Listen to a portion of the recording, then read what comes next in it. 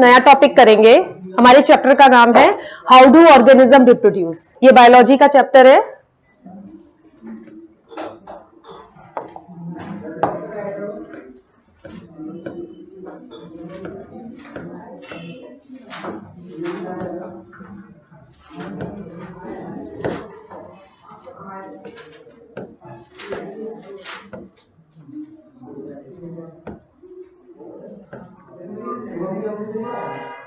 और ये चैप्टर आपका full of diagram based chapter है। इसमें काफी डायग्राम्स हैं। जो 10th क्लास बायोलॉजी चैप्टर है, out of 5 3 chapters completely diagram based हैं। Life processes, control and coordination और how do organism reproduce. Environment और हेरिडिटी कॉन्सेप्ट बेस्ड है। उसमें मैथमेटिकल कॉन्सेप्ट है, सो आपके न्यूमेरिकल्स भी उससे रिलेटेड हैं। तो हमारा आज का टॉपिक है हाउ डू ऑर्गेनिज्म रिप्रोड्यूस। सबसे पहले what is reproduction?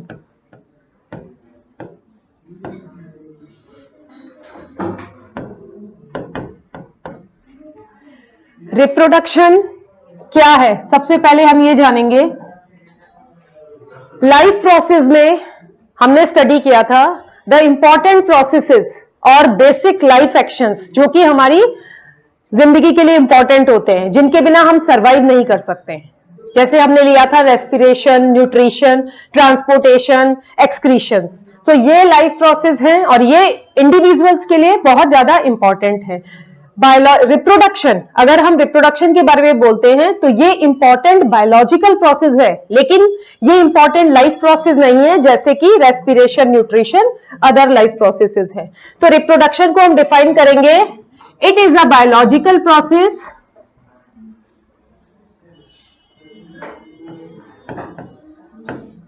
It is a biological process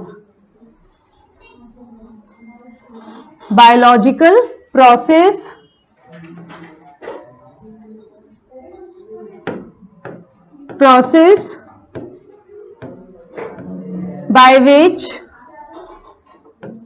individual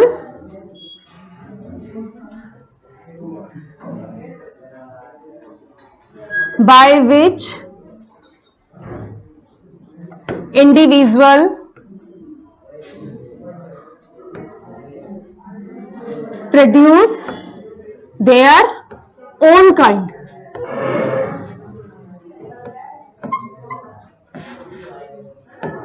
own kind, यहां पे ओन काइंड का मतलब है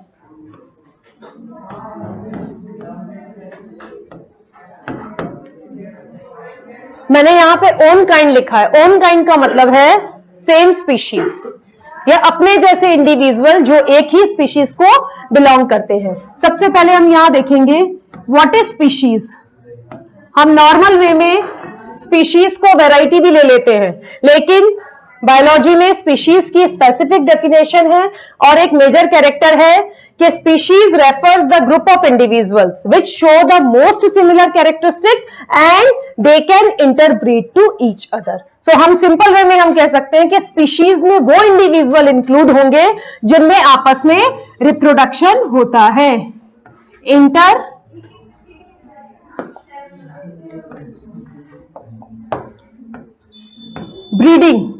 breeding means reproduction. So interbreeding is the major character of species.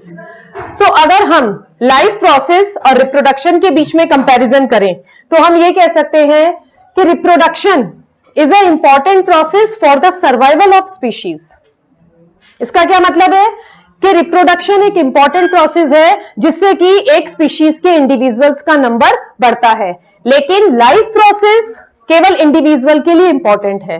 सो हम एक तरीके से ये भी कह सकते हैं कि life process are important for individual whereas reproduction is important for survival of the species. अगर रिप्रोडक्शन नहीं होगा तो सेम काइंड के ऑर्गेनिजम्स का नंबर इंक्रीज नहीं होगा और वो स्पीशीज एक्सटिंक्ट हो जाएगी। तो ये बहुत इंपॉर्टेंट बायोलॉजिकल प्रोसेस है। नेक्स्ट, इंपॉर्टेंस हम ऑलरेडी डिस्कस कर चुके हैं। सर्वाइवल ऑफ स्पीशीज के लिए रिप्रोडक्शन बहुत ज्यादा इंपॉर्टेंट है। उसके बाद type of reproduction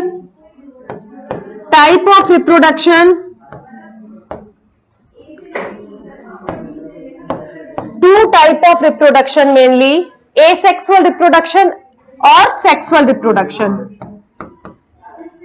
Asexual reproduction or sexual reproduction?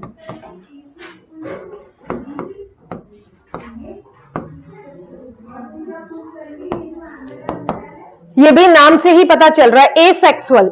इसका क्या मतलब है? Without the involvement of sex cells. Sex cells mainly आपके गैमीट्स होते हैं जो कि गोनाड्स में बनते हैं। Gonads means primary sex organs. Like अगर हम ह्यूमन बीइंग के बारे में बात करें तो गोनाड्स क्या होंगे? Testes and ovaries. Gonads, testes and ovaries है जहां पर गैमीटोजेनेसिस प्रोसेस के थ्रू गैमीट फॉर्मेशन होता है। तो एसेक्सुअल रिप्रोडक्शन जैसे कि नाम से ही लग रहा है without the involvement of sex cells. Sex cells का कोई इन्वॉल्वमेंट नहीं है, इसका मतलब मेल और फीमेल की रिक्वायरमेंट नहीं है। सो इसका मेजर कैरेक्टर हम ले सकते हैं single parent. Single parent is required in asexual reproduction. Clear? और सेक्सुअल रिप्रोडक्शन में 2 पेरेंट्स आर रिक्वायर्ड। क्योंकि हम मेल और फीमेल की बात कर रहे हैं तो 2 पेरेंट्स रिक्वायर्ड होते हैं सेक्सुअल रिप्रोडक्शन में। थोड़ा हम इनका डिफरेंस ले लेते हैं कि what is the difference between sexual and asexual reproduction.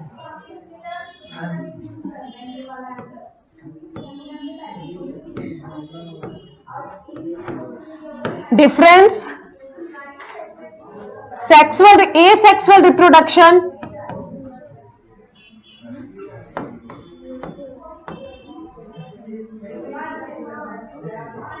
जो एसेक्सुअल रिप्रोडक्शन में हम जो भी स्टेप लेंगे सेक्सुअल रिप्रोडक्शन में उसका अपोजिट होगा। जैसे एसेक्सुअल रिप्रोडक्शन और सेक्सुअल रिप्रोडक्शन।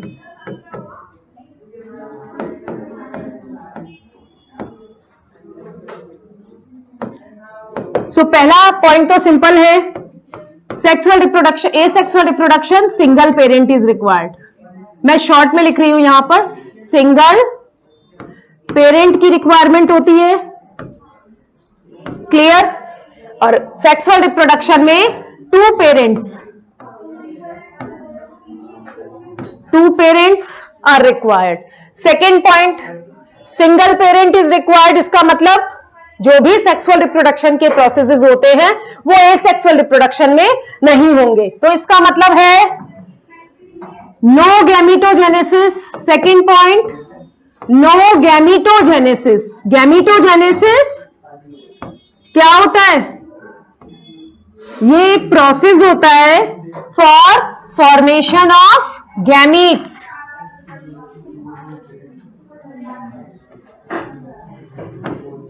नो गैमीटोजेनेसिस, इसका मतलब formation of gamete process asexual reproduction में नहीं होता है, यहां पर होगा।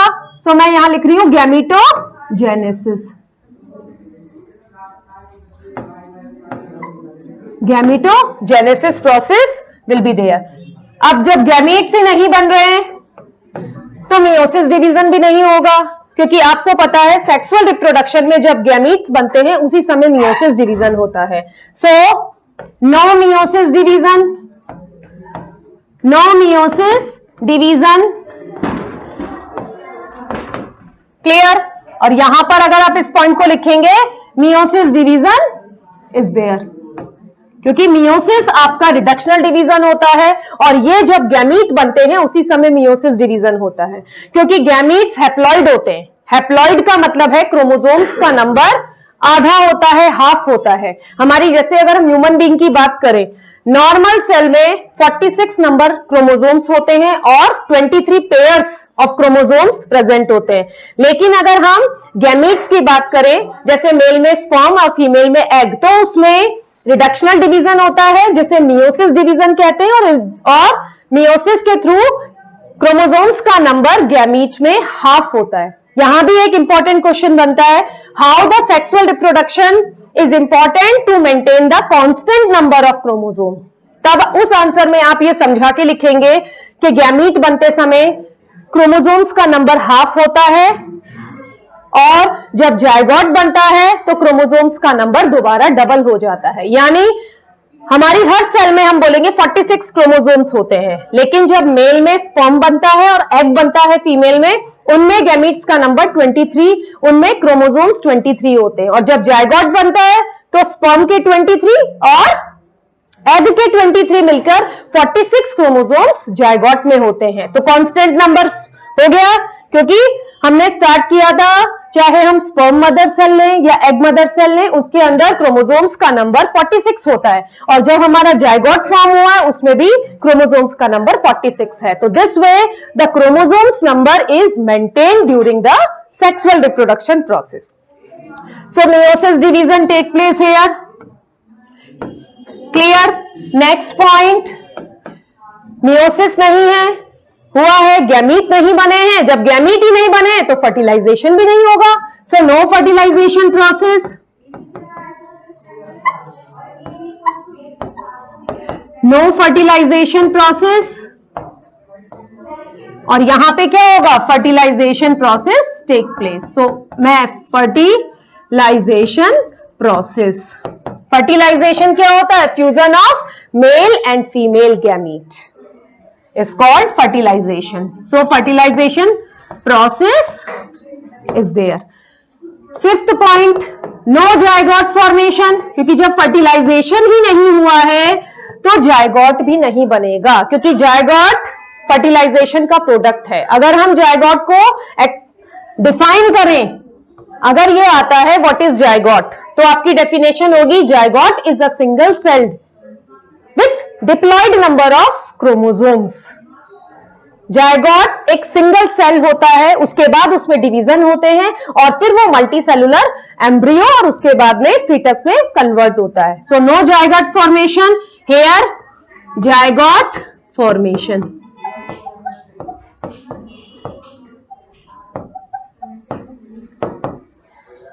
सिक्स्थ पॉइंट, जो एसेक्सुअल रिप्रोडक्शन होता है वो प्रिमिटिव टाइप का रिप्रोडक्शन है। तो हम ये भी कह सकते हैं कि जो लोअर एनिमल्स और प्लांट्स होते हैं उनमें जब लाइफ स्टार्ट हुई उसके बाद में पहले प्रिमिटिव लिविंग ऑर्गेनिज्म बने, चाहे वो एनिमल हो या फिर प्लांट हो। तो प्रिमिटिव एनिमल्स के अंदर धीरे धीरे सेल्स का नंबर इंक्रीज हुआ। यूनिसेलुलर पहले थे, उसके बाद मल्टी सेलुलर ऑर्गेनिज्म आए। और मल्टी सेलुलर में भी ये नहीं है कि डायरेक्ट बहुत ज्यादा सेल्स वाले ऑर्गेनिज्म आए, पहले 2 सेल, 3 सेल, 10 सेल, 20, 50,000 इस तरीके से ऑर्गेनिजम्स आए जिनमें नंबर ऑफ सेल्स बढ़ता चला गया। तो उसी तरीके से जो प्रिमिटिव ऑर्गेनिजम्स थे उसमें जो मोड ऑफ रिप्रोडक्शन था लोअर एनिमल्स और उसमें प्लांट्स में, तो हम कह सकते हैं वो एसेक्सुअल था। लेकिन धीरे धीरे जैसे एडवांस्ड ऑर्गेनिजम्स आए उनमें सेक्सुअल रिप्रोडक्शन प्रोसेस रिप्रोडक्शन का है जिसमें 2 पेरेंट्स रिक्वायरमेंट है। तो हम एक पॉइंट यहां पर यह भी लिख सकते हैं, वेरिएशंस। वेरिएशंस मैं यहां पर एक्सप्लेन कर देती हूं। हेरिडिटी टॉपिक में हमने उस समय वेरिएशंस के बारे में पढ़ा था।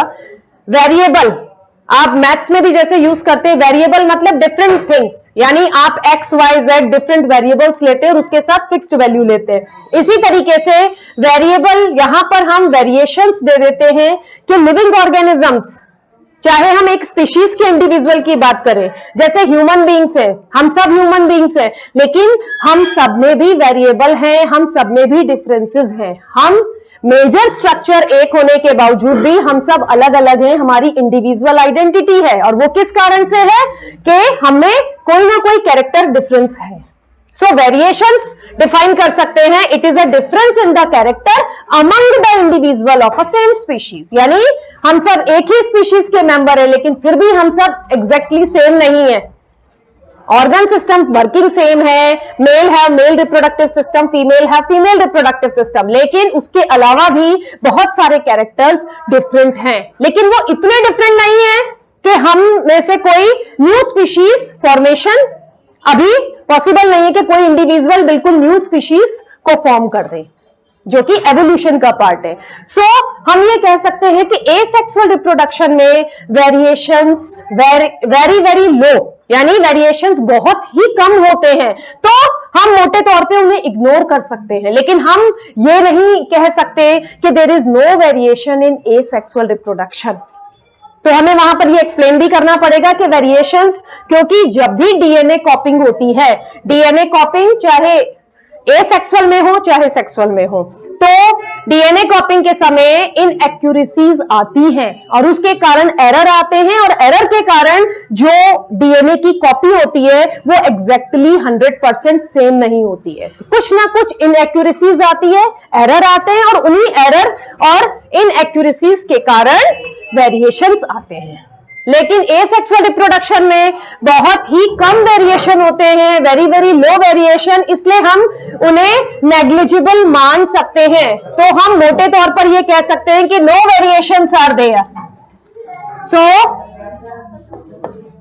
नो वेरिएशंस, और यहां पर हम लिखेंगे वेरिएशंस आर देयर। ठीक है, तो मेजर ये आपको डिफरेंस लिखने पड़ेंगे एसेक्सुअल और सेक्सुअल रिप्रोडक्शन के बीच में। अब नेक्स्ट है टाइप ऑफ रिप्रोडक्शन हो गया। इंपॉर्टेंस ऑफ रिप्रोडक्शन मेनली है, रिप्रोडक्शन स्पीशीज के सर्वाइवल के लिए इंपॉर्टेंट है। ठीक है, क्लियर? तो ये आपको एक्सप्लेन करना आना चाहिए। इसके बाद में है हमारा type of reproduction, asexual reproduction और सेक्सुअल रिप्रोडक्शन। एसेक्सुअल रिप्रोडक्शन में भी डिफरेंट डिफरेंट मोड्स हैं रिप्रोडक्शन के, तो हम अभी फर्स्टली लेंगे एसेक्सुअल रिप्रोडक्शन। सबसे पहले आप फ्लो चार्ट देखिए, एसेक्सुअल रिप्रोडक्शन,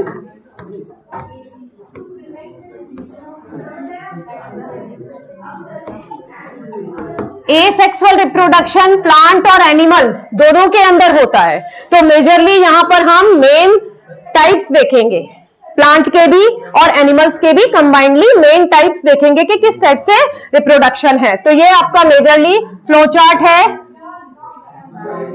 सबसे पहले फिशन,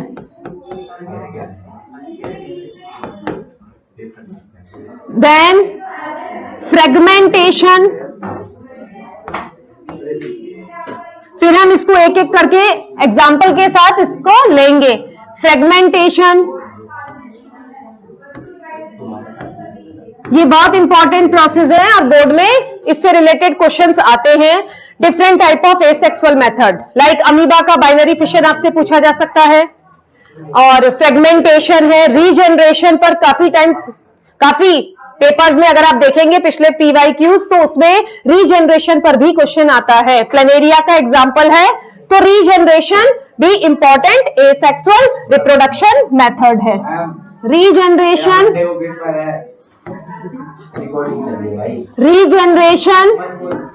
रीजनरेशन भी इंपॉर्टेंट प्रोसेस है।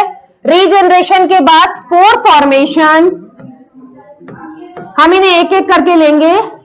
Spore formation, then budding,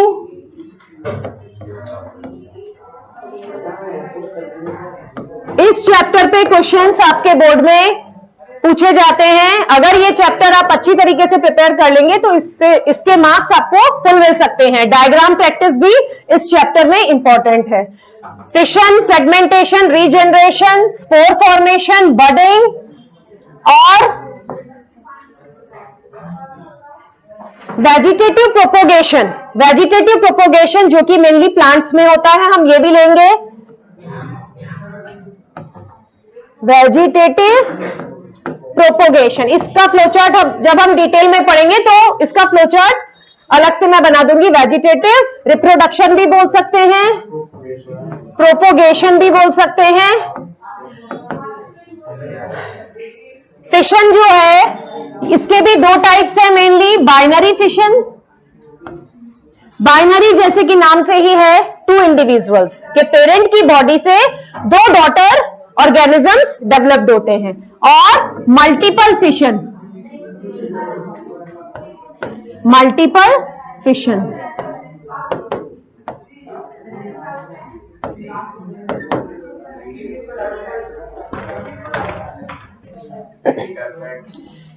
binary fission और मल्टीपल फिशन। वेजिटेटिव रिप्रोडक्शन, इधर देखिए, वेजिटेटिव रिप्रोडक्शन भी रिप्रोडक्शन का टाइप है। मेनली ये प्लांट्स में होता है और वेजिटेटिव रिप्रोडक्शन में आप टू टाइप्स ले सकते हैं कि नेचुरल वे से अगर वेजिटेटिव रिप्रोडक्शन होता है जो नॉर्मली होता है, और artificial way of vegetative reproduction. सबसे पहले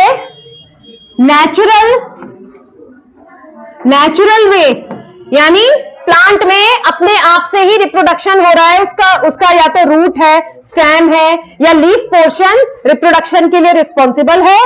ठीक है, क्योंकि प्लांट में आपको पता है सेक्सुअल रिप्रोडक्शन भी होता है। प्लांट में flower is the reproductive organ, flower के अंदर मेल और फीमेल दोनों पार्ट्स होते हैं, तो प्लांट में सेक्सुअल रिप्रोडक्शन भी होता है। लेकिन सेक्सुअल रिप्रोडक्शन एक टाइम कंज्यूमिंग प्रोसेस है, उसमें टाइम ज्यादा लगता है, और कई बार अगर कम समय में ज्यादा प्लांट सेम कैरेक्टर के डेवलप करने हैं तो वेजिटेटिव रिप्रोडक्शन सेक्सुअल रिप्रोडक्शन से भी ज्यादा इंपॉर्टेंट प्रोसेस है। बोर्ड में यह क्वेश्चन पूछा जाता है, what is the advantage of vegetative reproduction और प्रोपेगेशन। और अगर सेक्सुअल रिप्रोडक्शन प्लांट में हो रहा है तो वेजिटेटिव प्रोपेगेशन की क्या रिक्वायरमेंट है, तो यह भी आपको पता होना चाहिए। और सेक्सुअल रिप्रोडक्शन वेजिटेटिव रिप्रोडक्शन से इंपॉर्टेंट क्यों है, दोनों तरीके से क्वेश्चन आपका पूछा जा सकता है।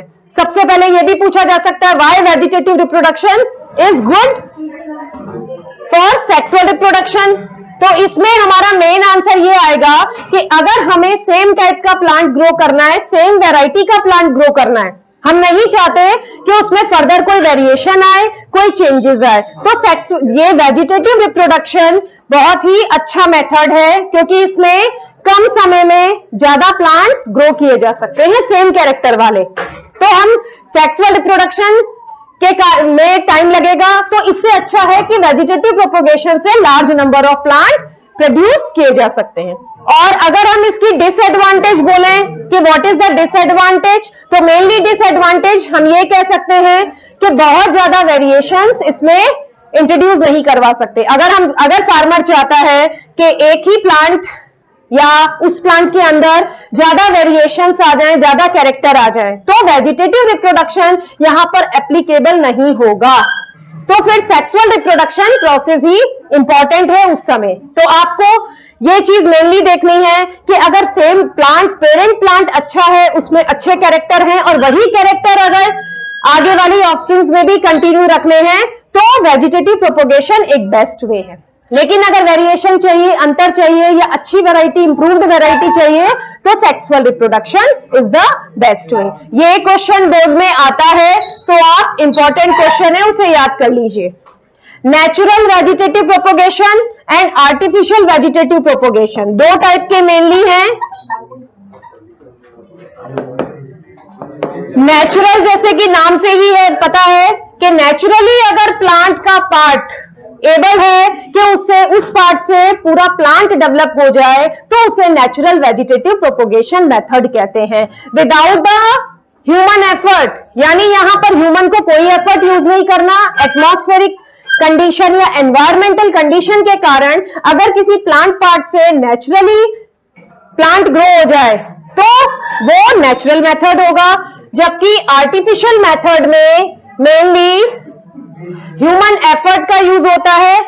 वो फार्मर अपने अकॉर्डिंग देखते हैं कि किस तरीके की वैरायटी का डेवलपमेंट करना है। तो नेचुरल वेजिटेटिव प्रोपेगेशन में भी मेनली आपको तो बोर्ड चलाना, नेचुरल वेजिटेटिव प्रोपेगेशन में भी मेनली आपके मेथड होंगे जो 3 पार्ट ही रिस्पॉन्सिबल है। और यह भी है कि इस रिप्रोडक्शन का नाम वेजिटेटिव प्रोपेगेशन क्यों रखा गया है, what is the meaning of vegetative. तो वेजिटेटिव हम यह कह सकते हैं apart from the sexual part, यानी फ्लावर को छोड़ के, या एक फ्लावर, आप एक प्लांट के बारे में अज्यूम करते हैं, तो प्लांट के बारे में क्या होता है, उसका अगर अपीयरेंस देखते हैं, morphology, root, stem and leaves. तो अगर रूट, स्टेम एंड लीव्स के थ्रू रिप्रोडक्शन होता है प्लांट में, तो वो रिप्रोडक्शन वेजिटेटिव रिप्रोडक्शन के अंदर कंसिडर होता है। ठीक है, तो नेचुरल वे में भी मेनली आएगा रूट, स्टेम और लीफ। तो नेचुरल वेजिटेटिव प्रोपेगेशन में भी ये 3 मेथड, ये रूट, स्टेम और लीफ के थ्रू रिप्रोडक्शन होता है। आर्टिफिशियल मेथड का मतलब है जो कि ह्यूमन एफर्ट से किया जाता है। इसमें भी यही है। तो इसमें आर्टिफिशियल मेथड में आप ये ले सकते हैं, कटिंग, लेयरिंग, ये हम सब डिस्कस करेंगे। अभी मेजरली मैंने फ्लो चार्ट बताया है एसेक्सुअल रिप्रोडक्शन का। अब हम एक एक कॉन्सेप्ट को समझेंगे। कटिंग, लेयरिंग, ग्राफ्टिंग और टिश्यू कल्चर, ये एक एडवांस मैकेनिज्म है टिश्यू कल्चर, और ये माइक्रो प्रोपोगेशन मेथड भी कहलाता है। सो टिश्यू कल्चर,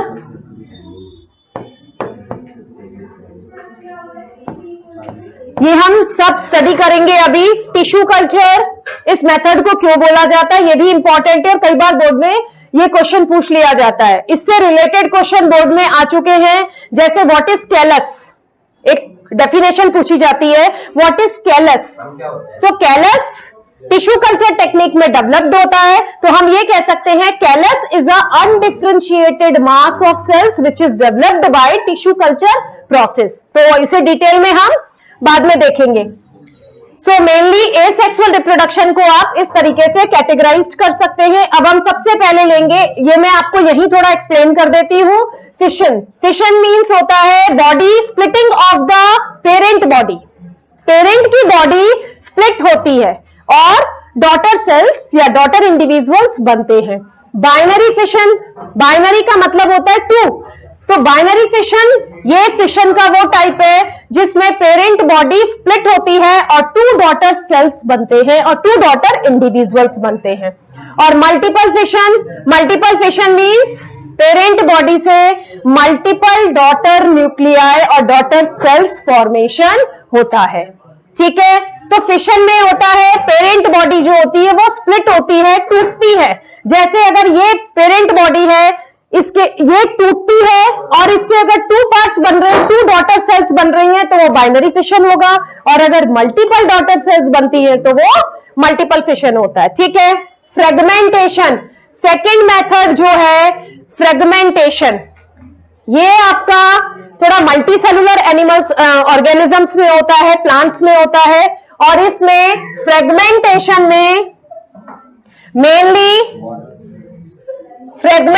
में मेनली आपका बॉडी जो है, ऑर्गेनिज्म की बॉडी होती है, वो फ्रेगमेंट्स में डिवाइड होती है, स्प्लिट नहीं होती है, वो डिवाइड होती है इंडिविजुअली। और ये मैच्यूरेशन के बाद में होता है। एक इंपॉर्टेंट क्वेश्चन जो बोर्ड में पूछा जाता है, difference between fragmentation and regeneration. What is the difference between fragmentation and regeneration, ये काफी बार बोर्ड में पूछा गया है। तो आपको पता होना चाहिए, फ्रेगमेंटेशन जो होता है वो मैच्योरिटी के समय होता है। अभी हम डिस्कस करेंगे इसको। तो ये डिफरेंस इंपॉर्टेंट है, difference between fragmentation and regeneration. Spore formation में, जो कि फंजाई में मेनली होता है, स्पोर फॉर्मेशन में स्पोर्स बनते हैं और स्पोर्स मैच्योर होके इंडिविजुअल बनाते हैं।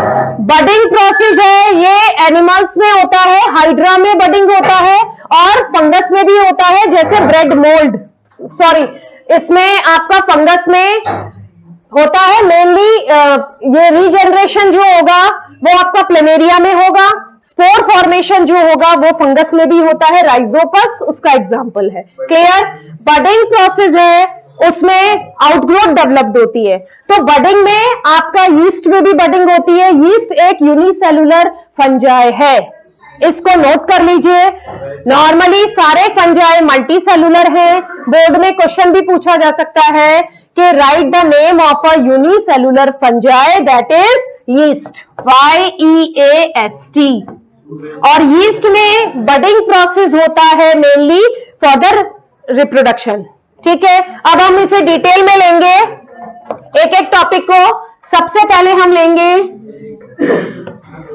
फिशन। फिशन में सबसे पहले हम लेंगे बाइनरी फिशन।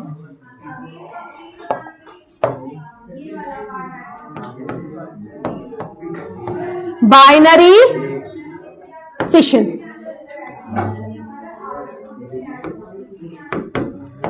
बाइनरी फिशन जैसे कि नाम से ही है कि इंडिविजुअल या जो भी पेरेंट होता है उसकी बॉडी जो होती है वो टू पार्ट में और वी कैन से 2 डॉटर सेल्स में स्प्लिट होती है। यहां पर स्प्लिटिंग होती है इसलिए इसको फिशन बोला जाता है। और बाइनरी फिशन में चाहे बाइनरी फिशन हो या मल्टीपल फिशन हो, 2 मेजर इवेंट्स होते हैं। तो वो फर्स्टली हम इवेंट्स देखेंगे। 2 मेजर इवेंट्स होते हैं बाइनरी फिशन के। फर्स्टली होता है कैरियोकाइनेसिस, कैरियोकाइनेसिस, और सेकंड होता है साइटोकाइनेसिस।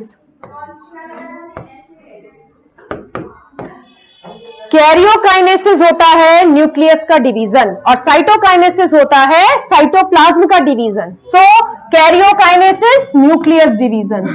भाई एक पेरेंट से अगर 2 डॉटर बन रहे हैं तो न्यूक्लियस भी तो होना चाहिए। पेरेंट का न्यूक्लियस पेरेंट के पास में और डॉटर सेल्स के पास भी न्यूक्लियस होना चाहिए। तो सबसे पहले कैरियोकाइनेसिस होता है। सो कैरियोकाइनेसिस में क्या होता है, न्यूक्लियस का डिवीजन होता है और 2 डॉटर न्यूक्लियाई बनते हैं सबसे पहले। एंड साइटोकाइनेसिस में साइटोप्लाज्म का डिवीजन होता है।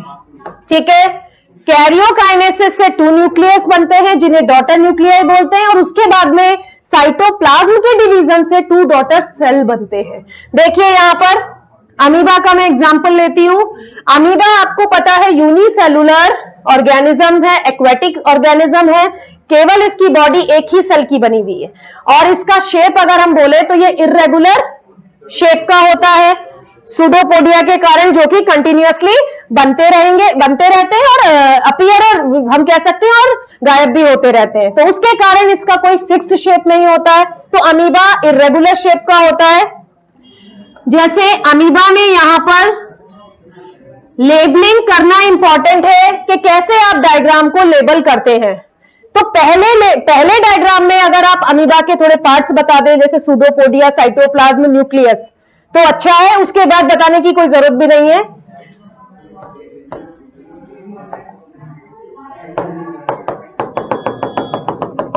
साइटोप्लाज्म जेली लाइक सब्सटेंस होता है जो सेल मेम्ब्रेन और न्यूक्लियस के बीच में होता है।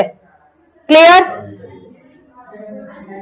और ये मेनली मीडियम प्रोवाइड करता है। ठीक है, तो अगर हम इसकी लेबलिंग करेंगे तो सूडोपोडिया, ये जो है सूडोपोडिया है। Why it is called pseudopodia? Pseudo means क्या होता है, फॉल्स। सो इसके फॉल्स फीट होते हैं, इसके टेम्परेरी फीट होते हैं, परमानेंट नहीं होते, ये बनते रहते हैं और बिगड़ते रहते हैं, इसीलिए ये से pseudopodia, podia means feet. Clear? तो ये भी कुछ आपको पता होना चाहिए। सूडोपोडिया एक बार लेबलिंग जरूरी है, उसके बाद आप चाहे ना करें। साइटोप्लाज्म और ये न्यूक्लियस है, देखिए इधर न्यूक्लियस। तो सबसे पहले मैंने बताया कैरियोकाइनेसिस होगा। कैरियोकाइनेसिस का मतलब है न्यूक्लियस का डिवीजन होगा। तो ये मैंने अमीबा का स्ट्रक्चर बनाया है।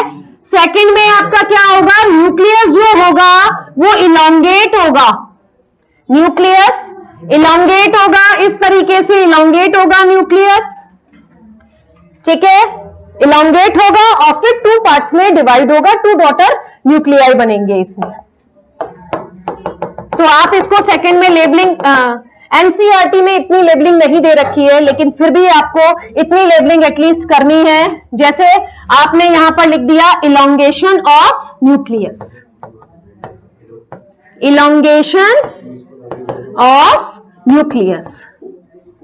क्लियर? अब नेक्स्ट स्टेज में क्या होगा, न्यूक्लियस इलोंगेट तो हो गया है और ये 2 पार्ट में डिवाइड हो जाएगा। तो नेक्स्ट में हम इस तरीके से स्ट्रक्चर बनाएंगे अमीबा का, जिसमें 2 डॉटर न्यूक्लियाई बन गए हैं। ठीक है, तो न्यूक्लियस तो 2 हो गए, लेकिन अभी एक पेरेंट सेल से 2 डॉटर सेल नहीं बनी है और वो डॉटर सेल्स बनती है सेकेंड डिवीजन से, जिसे साइटोकाइनेसिस बोलते हैं। तो साइटोकाइनेसिस होगा यहां पर। अब साइटोकाइनेसिस के कारण देखिए ये इस तरीके से साइटोकाइनेसिस होगा। ये यहां से थोड़ा सा बीच में इस तरीके से कॉन्ट्रैक्शन आएगा, यानी यहां से ये थोड़ा कॉन्ट्रैक्ट होगा और अंदर की तरफ जाएगा, इस तरीके से आएगा। इसके बाद में अगर आप देखेंगे इस तरीके से ये बढ़ता जाएगा कॉन्ट्रैक्शन। क्लियर? ये बढ़ता चला जाएगा कॉन्ट्रैक्शन। डायग्राम की अंडरस्टैंडिंग बहुत ज्यादा इंपॉर्टेंट है। अगर आपको समझ में आ गया किस तरीके से ड्रॉ करना है तो आप इजीली डायग्राम बना सकते हैं। देखिए ये कॉन्ट्रैक्शन पूरा यहां तक बढ़ चुका है। क्लियर? अब ये दोनों डॉटर न्यूक्लियाई अलग हो गए। अब नेक्स्ट स्टेप में क्या होगा? ये इसे बोला जाता है साइटोप्लाज्म कॉन्ट्रैक्शन। अब इसके बाद में आप देखेंगे अब पूरी ही स्प्लिटिंग हो जाएगी साइटोप्लाज्म की और 2 डॉटर अमीबा बन जाएंगे विथ न्यूक्लियस। तो इस मेथड को बोलते हैं बाइनरी फिशन, यानी एक अमीबा से हमने 2 अमीबा प्रोड्यूस किए हैं। देखिए इधर ये आएगा आपका साइटोप्लाज्म कॉन्स्ट्रिक्शन। साइटोप्लाज्म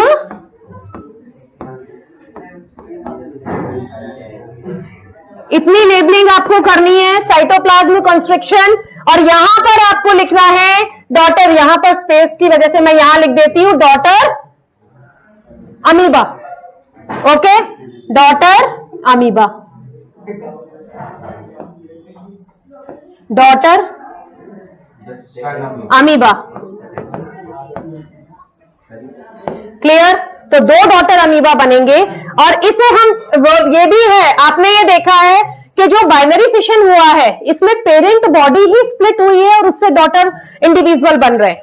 लेकिन अगर हम ह्यूमन बींग्स में और दूसरे ऑर्गेनिज्म में ये कंपैरिजन करें तो पेरेंट बॉडी तो स्प्लिट होती नहीं है। ये लोअर एनिमल में तो पॉसिबल था, प्लांट्स में पॉसिबल है, लेकिन ह्यूमन बींग्स में ऐसा तो है नहीं। पेरेंट्स भी सर्वाइव करते हैं और ऑफस्प्रिंग्स भी सर्वाइव करती है।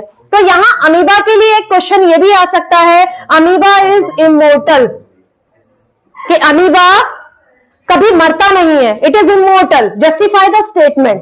तो यहां आपका ये कहना, इसमें यही आंसर दे रखा है, अमीबा इज इमोर्टल। कैसे है? क्योंकि कोई नेचुरल डेथ नहीं हुई है अमीबा की। जैसे नॉर्मली हम एनिमल्स में, ह्यूमन बींग्स में देखते हैं लाइफ स्पेन के बाद में नेचुरल एजिंग भी आती है और डेथ भी होती है, लेकिन अमीबा में ऐसा कोई नेचुरल डेथ नहीं हुई है। यहां पर पेरेंट अमीबा ही डॉटर अमीबा में स्प्लिट हो गया है। यानी जैसे अगर मैंने ये एक अमीबा लिया है, इधर देखिए, और अगर इसी के मैंने अगर 2 टुकड़े कर दिए तो ये नेचुरल डेथ नहीं हुई है, वो डॉटर अमीबा के रूप में सर्वाइव करता है। सेम मटेरियल है, सेम कंपोनेंट्स हैं सेल के, इसलिए हम नॉर्मल वे में ये भी बोला जाता है कि नेचुरल डेथ नहीं है अमीबा में, इसलिए अमीबा जो है वो अमर है। तो ये रीजन इस तरीके से हम एक्सप्लेन कर सकते हैं। तो ये हमने किया है बाइनरी फिशन इन अमीबा, ये बहुत ज्यादा इंपॉर्टेंट है। और बाइनरी फिशन दूसरे अदर ऑर्गेनिजम्स में भी होता है, जो आपके एनसीईआरटी बुक में भी दे रखा है, पैरामीशियम, लेशमानिया, यूग्लिना। लेकिन आपको यह ध्यान रखना है अमीबा में इर्रेगुलर शेप होता है, इसलिए इसमें जो बाइनरी फिशन हुआ है उसे हम बोलते हैं इर्रेगुलर बाइनरी फिशन। क्यों? क्योंकि इसमें कोई डेफिनेट प्लेन नहीं होता है, किसी भी तरीके से अमीबा से 2 इंडिविजुअल बन रहे हैं। लेकिन जो अदर ऑर्गेनिजम्स हैं, जैसे कि मैं पैरामीशियम की बात करूं, देखिए इधर मैं पैरामीशियम की बात अगर करूं तो पैरामीशियम में इस टाइप से स्ट्रक्चर होता है, स्लीपर शेप स्ट्रक्चर होता है, और इसमें सीलिया, आपको ये पता होना चाहिए कि इनमें ये स्पेशली लोकोमोटरी ऑर्गन्स होते हैं। पैरामीशियम में सीलिया होते हैं। तो पैरामीशियम में जो बाइनरी फिशन होता है, इसका स्ट्रक्चर नहीं बता रही हूं मैं, पैरामीशियम में जो बाइनरी फिशन होता है उसमें इंडिविजुअल ऐसे स्प्लिट होता है और उससे 2 पैरामीशियम इस तरीके से बनते हैं। इधर देखिए, हम ये कह सकते हैं पैरामीशियम में बाइनरी फिशन हो रहा है, लेकिन किस टाइप से हो रहा है? Transverse binary fission. अगर किसी चीज को ऐसे कट किया जाए तो हॉरिजॉन्टल वे से कट किया जाए तो वो ट्रांसवर्स होता है, और अगर किसी को परपेंडिकुलर कट किया जाए तो वो क्या होता है? लॉन्गिट्यूडनल कट होता है। तो अमीबा में अगर पूछा जाए किस टाइप का बाइनरी फिशन है, तो हम कह सकते हैं अमीबा के अंदर इर्रेगुलर बाइनरी फिशन है। वेयर एज पैरामीशियम में कौन सा बाइनरी फिशन है? Transverse binary fission. ये भी आपको पता होना चाहिए, ट्रांसवर्स बाइनरी फिशन।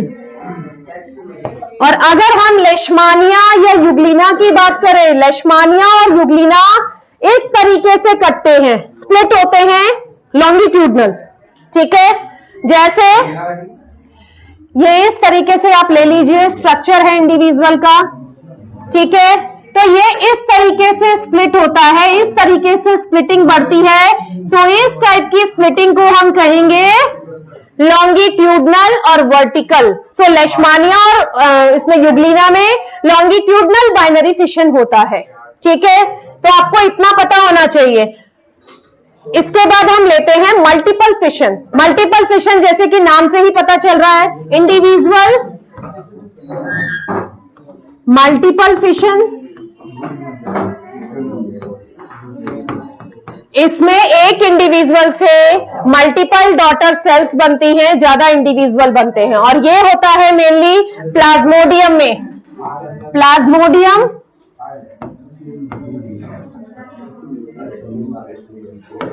प्लाज्मोडियम एक प्रोटोजोआ है, और प्लाज्मोडियम मलेरिया के लिए रिस्पॉन्सिबल होता है। किसके कारण मलेरिया होता है? जिसके कारण मलेरिया है वो मेनली कॉजेटिव ऑर्गेनिज्म क्या है? ये प्लाज्मोडियम में आता है, इसमें आता है, प्रोटोजोआ में आता है। प्लाज्मोडियम है जिससे मलेरिया कॉज होता है। लेकिन कैरियर क्या होता है? मलेरिया को इन्फेक्टेड पर्सन से हेल्दी पर्सन में पहुंचाने का काम कौन करता है? Female anopheles. तो female anopheles only the carrier which is transmit this causative agent from infected person to healthy person. Clear?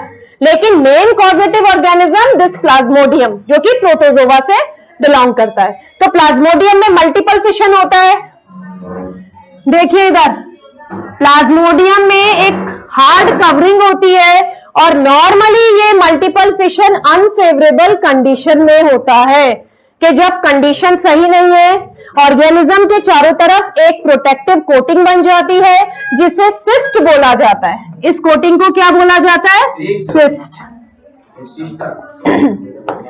अब इसके अंदर जो न्यूक्लियस, सबसे पहले इवेंट्स वही होते हैं, साइटोकाइनेसिस और कैरियोकाइनेसिस। पहले कैरियोकाइनेसिस होता है और फिर साइटोकाइनेसिस। तो कैरियोकाइनेसिस से डॉटर न्यूक्लियाई बनते हैं, मल्टीपल डॉटर न्यूक्लियाई बनते हैं। देखिए इधर इस तरीके से बहुत सारे मल्टीपल डॉटर न्यूक्लियाई बनते हैं, और फिर साइटोप्लाज्म का डिवीजन होता है जो इसे एनक्लोज कर लेता है, तो डॉटर सेल्स बन जाते हैं। क्लियर? अभी मैं आपको बताऊंगी, इससे क्लियर हो जाएगा आपको। इस तरीके से डॉटर न्यूक्लियाई बनेंगे पहले, फिर साइटोप्लाज्म की कवरिंग आ जाती है, और इस तरीके से ये डॉटर सेल्स बन जाते हैं। देखिए इधर डायग्राम में,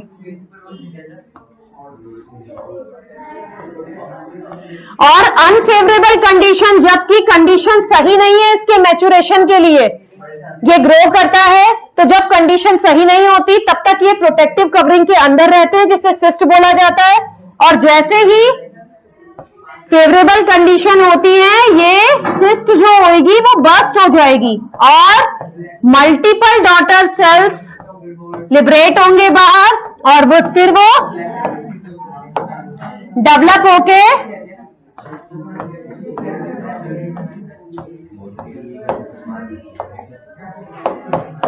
देखिए इधर डायग्राम में सबके चारों तरफ साइटोप्लाज्म, ये जो मैं येलो से बना रही हूं ये साइटोप्लाज्म है। अब ये डॉटर सेल्स बन चुके हैं, तो अनफेवरेबल कंडीशन में ये इसी तरीके से रहते हैं सिस्ट के अंदर, जो कि प्रोटेक्टिव कवरिंग होती है, और जब फेवरेबल कंडीशन आती है तब ये सिस्ट इस तरीके से बस्ट आउट हो जाती है, और ये जो डॉटर न्यूक्लियाई हैं ये बाहर की तरफ लिबरेट हो जाते हैं और जर्मिनेट होकर न्यू प्लाज्मोडियम बनाते हैं। सो ये मल्टीपल फिशन क्यों बोला है? क्योंकि इससे मल्टीपल डॉटर सेल्स बनती हैं। क्लियर है? ये भी काफी बार बोर्ड में पूछा गया क्वेश्चन है कि मल्टीपल फिशन क्या होता है और ये किस तरीके से होता है। तो ये इंपॉर्टेंट प्रोसेस है। और रिप्रोडक्शन में से, मेनली एसेक्सुअल रिप्रोडक्शन में से डेफिनेटली क्वेश्चन आएगा। अगर आप देखेंगे या तो आपको ये डायग्राम गिवन होगा और आपसे बोला जाएगा कि ये what is this diagram and which type of reproduction it is showing, tell the organism, name the organism. तो आपको ये बताना है मल्टीपल फिशन है। तो अभी हमने किया है फिशन जिसमें पेरेंट बॉडी स्प्लिट होती है, whether it is splitting into two parts और two daughter cells we can say, and splitting into multiple daughter cells जिससे कि मल्टीपल प्लाज्मोडियम बनते हैं। तो ये हमारा पहला टाइप ऑफ रिप्रोडक्शन है। इसके बाद हम चलते हैं सेकंड पर, फ्रेगमेंटेशन। टाइम हो गया। फ्रेगमेंटेशन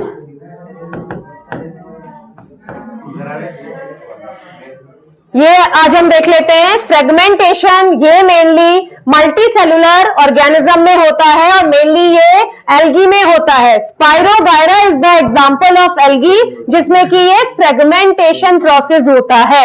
इसमें क्या होता है? पेरेंट बॉडी से फ्रेगमेंट्स बनते हैं और हर फ्रेगमेंट से इंडिविजुअल डेवलप्ड होता है। तो अगर मैं इसका एग्जांपल लेती हूं सिंपल वे में, स्पाइरोगायरा जो कि एक मल्टी सेलुलर एल्गी है। देखिए इस तरीके से आप स्पाइरोगायरा का स्ट्रक्चर बना सकते हैं। इसको डबल कर लीजिए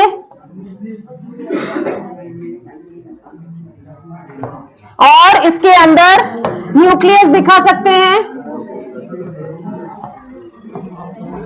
स्पाइरोगायरा का ये स्ट्रक्चर है। तो स्पाइरोगायरा में फ्रेगमेंटेशन के थ्रू बॉडी फ्रेगमेंट्स में डिवाइड होती है। जैसे अगर मैं ये स्पाइरोगायरा का लेती हूं, इससे दो फ्रेगमेंट्स आपके बन रहे हैं। देखिए इधर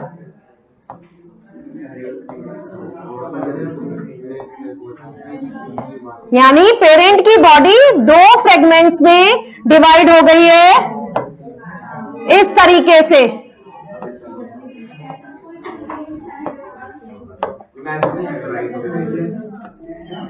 ठीक है, और ये मैच्योर होने के बाद में न्यू स्पाइरोगायरा बना लेते हैं। तो यानी पेरेंट बॉडी है वो फ्रेगमेंट में डिवाइड हो रही है और जरूरी नहीं है दो फ्रेगमेंट भी बन सकते हैं, तीन भी बन सकते हैं, नंबर ऐसा कोई फिक्स नहीं है। तो फ्रेगमेंटेशन मल्टी सेलुलर ऑर्गेनिज्म में होता है और मेनली एल्गी में होता है। स्पाइरोगायरा का एग्जांपल है जिसमें बॉडी फ्रेगमेंट्स में डिवाइड हो जाती है और फ्रेगमेंट मैच्योर होकर इंडिविजुअल बना लेता है। तो आज हमने दो प्रोसेस किए हैं।